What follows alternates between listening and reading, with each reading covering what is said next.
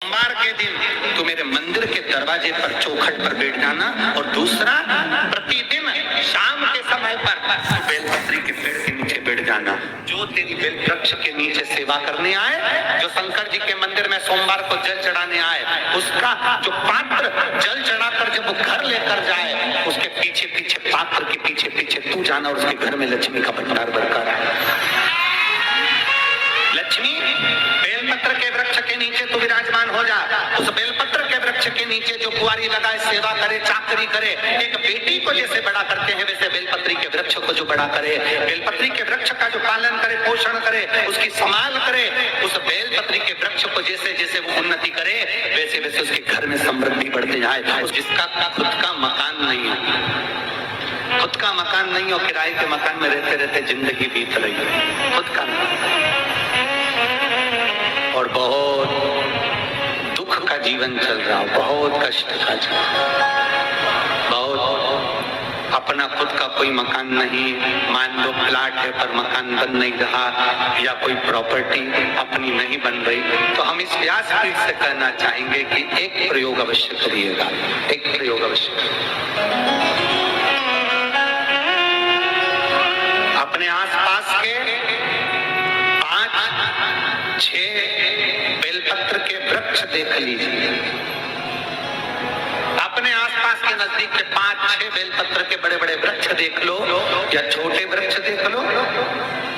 उन 5-6 वृक्ष को धीरे धीरे उनकी सेवा करना प्रारंभ करो, उन वृक्षों को बड़ा करना प्रारंभ करो, उन वृक्ष के नीचे सफाई करना प्रारंभ करो, उन वृक्ष को जल देना प्रारंभ करो, उन वृक्ष को आप खाद देना प्रारंभ करो, उन वृक्ष की सेवा संभाल करना प्रारंभ कर दो, उस वृक्ष के नीचे बुआरी काटना प्रारंभ कर दो, झाड़ू लगाना प्रारंभ कर दो, उस वृक्ष के नीचे सफाई करना प्रारंभ कर दो।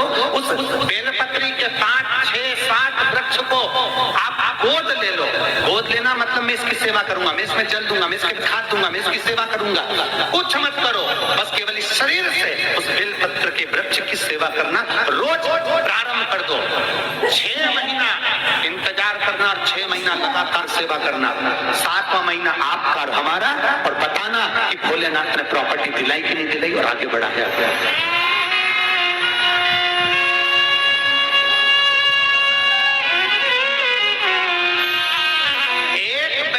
का वृक्ष जिसके नीचे माता लक्ष्मी विराजमान होती है, एक बेलपत्र के वृक्ष के नीचे लक्ष्मी रहती है।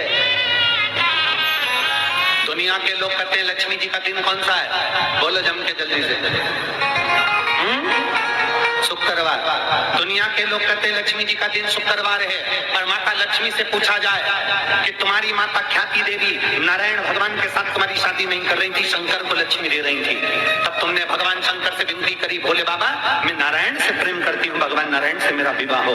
तो माता ख्याति देवी से शंकर भगवान ने विनय कर कर कहा कि लक्ष्मी जी का विवाह नारायण के साथ कर दिया जाए।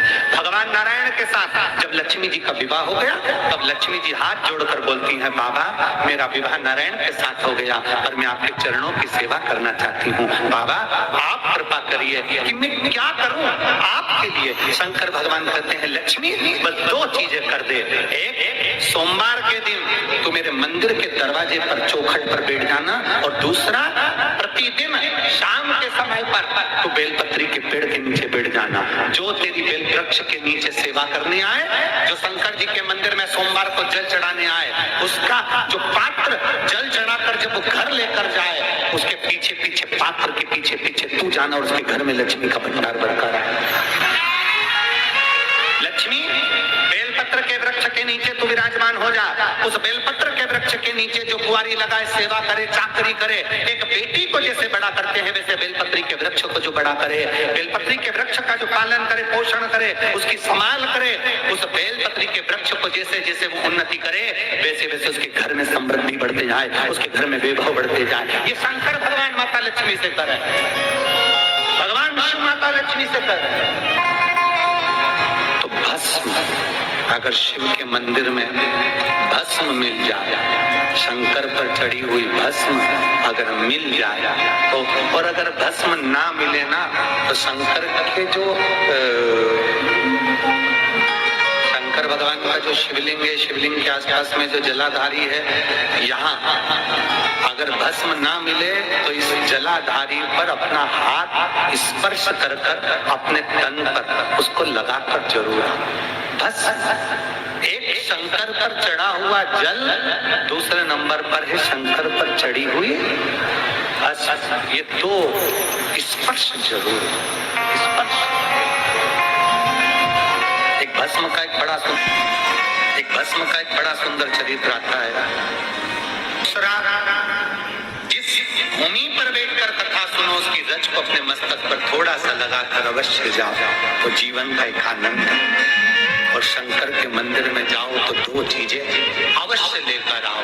पहला, शंकर जी पे चढ़ा हुआ, जम के बोलो, जल अवश्य लेकर आओ।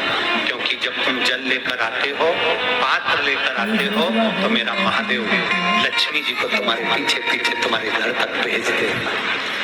खड़ी हुई बेलपत्र मत खाओ, लोग कहेंगे शंकर पर चढ़ा हुआ ये मत खाओ। हम इस व्यासपीठ से निवेदन करना चाहेंगे कि आप अगर दिल रखकर अपने बाबा से कहोगे ना, तो बाबा पर चढ़ा हुआ जो जल है ना, वो जल साधारण नहीं रहता।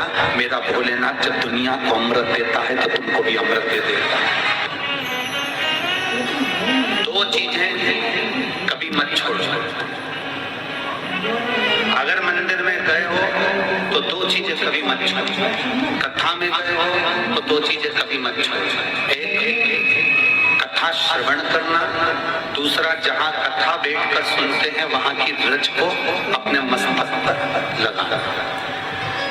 कथा सुनने के बाद आप यहाँ से जाओ, भले दरी बिछी है, आसन बिछा है, कारपेट बिछा है, उस पर अपना हाथ फेर कर उस रज को अपने मस्तक पर जरूर लगाओ। क्योंकि शिव पुराण में, भागवत पुराण में, स्कंद पुराण में, कुर्म पुराण में, नर्मदा पुराण में, लिंग पुराण में, नारद पुराण में, ब्रह्म वैवर्त पुराण में, जितनी भी पुराण हैं, सब पुराणों में लिखा है कि जिस स्थान पर बैठकर हम भगवान की कथा को सुनते हैं, उनको याद करते हैं, जितनी देर हम उनको याद करते हैं उतनी देर वो परमात्मा उस स्थान पर बैठा हुआ रहता है।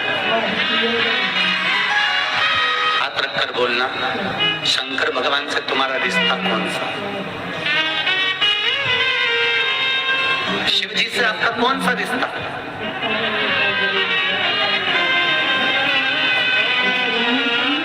शंकर भगवान को आप क्या मानते हो?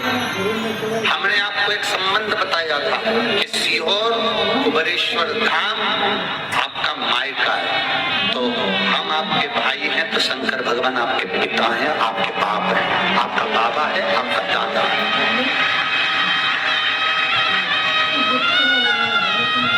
अब आपसे हम प्रश्न करें, उत्तर मेरी पुरोहित की बहनें भी देंगी और मेरे जीजा उन भी देंगे और मेरी बेटियां और मेरे बेटे देंगे। आपसे प्रश्न करें, अगर बेटी को दुख होगा तो क्या वो अपने बाप से नहीं कहेगी? बोलो तो जम के। बेटी को तकलीफ है वो अपने बाप से ना कहेगी। बेटे को तकलीफ है तो वो अपने पिता से, अपनी माँ से नहीं कहेगा, मम्मी मुझे ये तकलीफ है, पापा मुझे ये दुख है, माँ मुझे ये तकलीफ है, पिताजी मुझे ये कष्ट है। क्या वो अपने माँ बाप से नहीं करेंगे? क्या वो अपने माँ बाप से विनय नहीं करेंगे? और माँ, पिता, फिर उसके करीब में, उसके नजदीक में जो भी होता है वो माँ बाप निकाल कर उसको दे देते हैं। माता पिता उसको दे देते हैं। माता, लोग कहते हैं कि शंकर जी पे चढ़ा हुआ जल मत पियो, लोग कह देते हैं शंकर जी पे चढ़ी हुई बेलपत्र मत खाओ। कोई इस बहन से पूछे, सुनीता सोनी से, कि शंकर पर चढ़े हुए जल से उसकी गांठ जो डबल से उसके शरीर में आ गई थी वो समाप्त हो गई, तो जरा विश्वास करिएगा कि एक बेटी अपने माँ बाप से ही तो कहेगी, और बाप के पास में जो होगा वही तो अपनी बेटी को देगा दुख को मिटाने के लिए। तो मेरे शंकर भगवान के पास तो उसका चढ़ा हुआ जल है। दूसरा, जिस भूमि पर बैठकर कथा सुनो उसकी रज को अपने मस्तक पर थोड़ा सा लगाकर अवश्य जाओ, तो जीवन का एक आनंद है। और और शंकर के मंदिर में जाओ तो दो चीजें अवश्य लेकर आओ। पहला, शंकर जी पे चढ़ा हुआ, जम के बोलो, जल अवश्य लेकर आओ। क्योंकि जब तुम जल लेकर आते हो, पात्र लेकर आते हो, तो मेरा महादेव लक्ष्मी जी को तुम्हारे पीछे पीछे तुम्हारे घर तक भेजते हो। दो चीजें लेकर अवश्य आओ। और शिव पुराण में जाओ तो दो चीजें लेकर अवश्य जाओ। पहले नंबर पर शंकर की कथा और अपने अंदर विश्वास कि मेरे महादेव की मैंने कथा सुनी है, अब मैं भटकूंगी नहीं। सारी दुनिया में मैंने ठोकर खा ली, अब कहीं ठोकर नहीं खाऊंगी, अब तो दरवाजे पर महादेव के जाऊंगी, बाकी दूसरा, कथा में बैठी हूँ बाबा के इस रज को, ये रज नहीं है, ये धूल नहीं है, ये मेरे बाबा के कैलाश 12 ज्योतिर्लिंग का चंदन है, इसको मस्तक चढ़ाऊंगे अपने हृदय से। जाते हो आप लोग? हाथ उठाओ जरा, रखो, बहुत बढ़िया, प्रणाम सभी को नमन। 2 बूंद जल लेकर आओ, पतला नहीं पियो तो उस जल को अपने घर में छीन दो।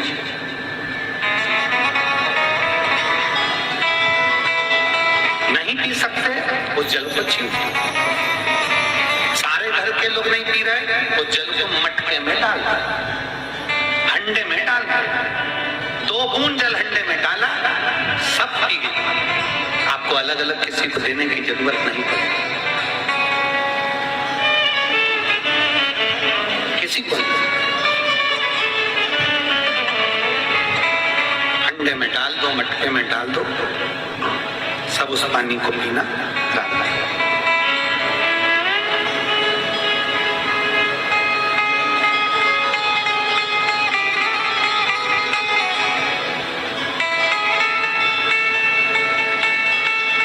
उस जल के महत्व को जो बच्चों का दर्द नहीं देख सकते, जब माता पिता अपने बच्चों का दर्द नहीं देख सकते तो देव अधिदेव महादेव तुम्हारा दर्द कैसे देखेंगे? वो भी तो काटेंगे तुमको, वो भी तो कष्ट मिटाएंगे।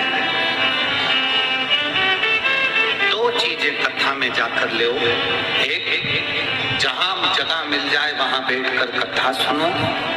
धूप लगे, पंडालों की इतनी व्यवस्था नहीं हो पाती है, पंडाल लगाने वाले, टेंट लगाने वाले टेंट लगा लगा के थक जाते हैं, तो अपने साथ एक छाता लेकर चलो। 2 पानी की जम के बोलो जरा, बोतल बिछाने की अपने साथ लेकर चलो। उमा महेश की कथा